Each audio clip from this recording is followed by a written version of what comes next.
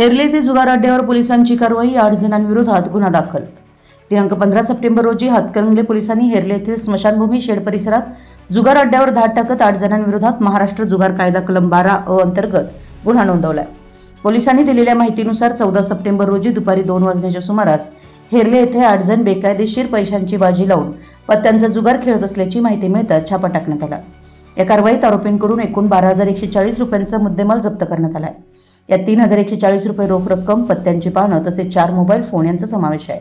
या प्रकरणी हातकणंगले पोलीस ठाण्यात गुन्हा नोंद करण्यात आला असून पुढील तपास पोलीस हवालदार करोशी करत आहेत। आपल्या परिसरातील महत्त्वाच्या बातम्या पाहण्यासाठी आमच्या नवसंकेत न्यूज चॅनलला YouTube वर सबस्क्राइब करा आणि बेल आयकॉन प्रेस करा।